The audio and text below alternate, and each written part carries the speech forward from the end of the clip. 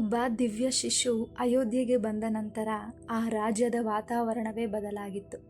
ಅವನ ನಗು, ಅವನ ಕಣ್ಣಿನ ಶಾಂತಿ ಎಲ್ಲರ ಮನಸ್ಸನ್ನು ಗೆಲ್ಲುತ್ತಿತ್ತು. ಆದರೆ ಆ ಬಾಲ್ಯ ಸಾಮಾನ್ಯವಲ್ಲ. ಈ ಬಾಲ್ಯದಲ್ಲಿ ಭವಿಷ್ಯದ ಮಹತ್ವ ಅಡಗಿತ್ತು. ಇಂದು ನಾವು ನೋಡೋದು ಶ್ರೀರಾಮನ ಬಾಲ್ಯದ ಲೀಲೆಗಳು.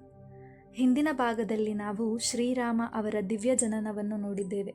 ಅಯೋಧ್ಯೆಯಲ್ಲಿ ಸಂಭ್ರಮ, ರಾಜ್ಯದಲ್ಲಿ ಸಂತೋಷ. ಈಗ ಆ ಶಿಶು ನಿಧಾನವಾಗಿ ಬೆಳೆದು ಅವನ ಬಾಲ್ಯದ ಅದ್ಭುತ ಕ್ಷಣಗಳನ್ನು ತೋರಿಸುತ್ತಾನೆ. ಕಾಲ ನಿಧಾನವಾಗಿ ಸಾಗುತ್ತಿತ್ತು. ಅಯೋಧ್ಯೆಯ ಅರಮನೆ ಈಗ ಮಕ್ಕಳ ನಗುವಿನಿಂದ ತುಂಬಿತ್ತು. ಚಿಕ್ಕ ರಾಮ ಮೊದಲಿಗೆ ಹಾಸುತ್ತಾ, ಕೈಗಳನ್ನು ಅಲೆಯುತ್ತಾ ತಾಯಿ ಕೌಸಲ್ಯ ಅವರ ಮುಖವನ್ನು ನೋಡುತ್ತಾ ನಗುತ್ತಿದ್ದ. ಆ ನಗು ಸಾಮಾನ್ಯ ನಗು ಅಲ್ಲ. ಅದನ್ನು ನೋಡಿದವರು ಅವರ ಮನಸ್ಸಿನಲ್ಲಿ ಒಂದು ಶಾಂತಿ ಅನುಭವಿಸುತ್ತಿದ್ದರು. ಒಂದು ದಿನ ರಾಮನು ಮೊದಲ ಬಾರಿ ನಿಲ್ಲಲು ಪ್ರಯತ್ನಿಸುತ್ತಾನೆ. ತಾಯಿಯ ಬೆರಳನ್ನು ಹಿಡಿದು ನಿಧಾನವಾಗಿ ಎದ್ದು ನಿಲ್ಲುತ್ತಾನೆ. ಅವನ ಚಿಕ್ಕ ಕಾಲುಗಳು ಅಸ್ಥಿರವಾಗಿದ್ದರೂ ಅವನಲ್ಲಿ ಒಂದು ಧೈರ್ಯ ಕಾಣಿಸುತ್ತಿತ್ತು. ಮೊದಲ ಹೆಜ್ಜೆ ಇಡುತ್ತಾನೆ. ಅದನ್ನು ನೋಡಿದ ಕೌಸಲ್ಯ ಸಂತೋಷದಿಂದ ತುಂಬುತ್ತಾಳೆ. ಅರಮನೆಯವರು ಕೂಡ ಈ ಕ್ಷಣವನ್ನು ನೋಡಿ ಸಂತೋಷಪಡುತ್ತಾರೆ. ಇದು ಕೇವಲ ಹೆಜ್ಜೆಯಲ್ಲ, ಒಂದು ಮಹಾನ್ ಜೀವನದ ಆರಂಭ. ರಾಮ ಒಬ್ಬನೇ ಬೆಳೆಯಲಿಲ್ಲ. ಅವನ ಜೊತೆ ಭರತ, ಲಕ್ಷ್ಮಣ, ಶತ್ರುಘ್ನ ಎಲ್ಲರೂ ಬೆಳೆಯುತ್ತಿದ್ದರು. 4 ಸಹೋದರರು ಒಟ್ಟಿಗೆ ಆಟವಾಡುತ್ತಿದ್ದರು. ಅವರ ಆಟಗಳು ಸಾಮಾನ್ಯ ಮಕ್ಕಳ ಆಟಗಳಂತೆ ಕಾಣುತ್ತಿದ್ದರೂ ಕೂಡ ಅದರಲ್ಲೂ ಒಂದು ವಿಶೇಷತೆ ಇರುತ್ತಿತ್ತು. ಲಕ್ಷ್ಮಣ ಚಿಕ್ಕ ವಯಸ್ಸಿನಿಂದಲೇ ರಾಮನ ಜೊತೆ ಹೆಚ್ಚು ಸಮಯ ಕಳೆಯುತ್ತಿದ್ದ.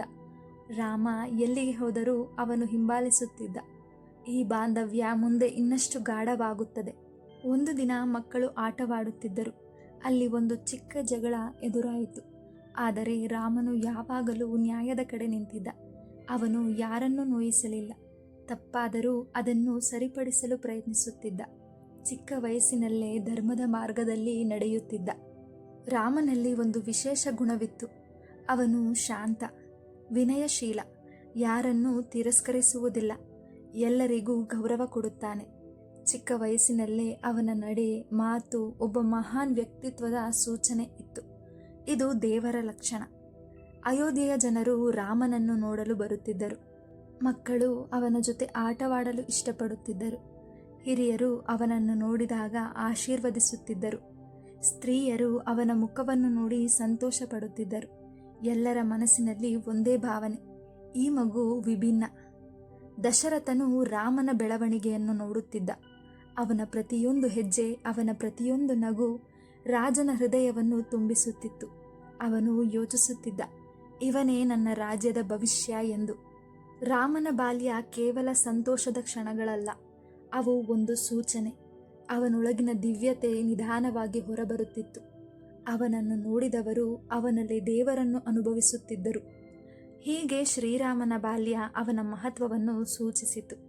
ಈ ಚಿಕ್ಕ ಲೀಲೆಗಳು ಮುಂದೆ ಅವರು ಯಾರು ಆಗಲಿದ್ದಾರೆ ಎಂಬುದನ್ನು ತೋರಿಸುತ್ತವೆ.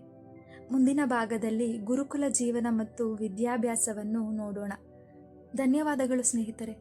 ಇವತ್ತಿನ ವಿಡಿಯೋ ನಿಮಗೆ ಇಷ್ಟವಾಗಿದ್ದಲ್ಲಿ ವಿಡಿಯೋವನ್ನು ಲೈಕ್ ಹಾಗೂ ಶೇರ್ ಮಾಡಿ ಮತ್ತು ನನ್ನ ಚಾನಲನ್ನು ಸಬ್ಸ್ಕ್ರೈಬ್ ಮಾಡುತ್ತಾ ಮುಂದಿನ ದಿನದ ಶ್ರೀರಾಮನ ಕಥೆಗಾಗಿ ನಿರೀಕ್ಷಿಸಿ.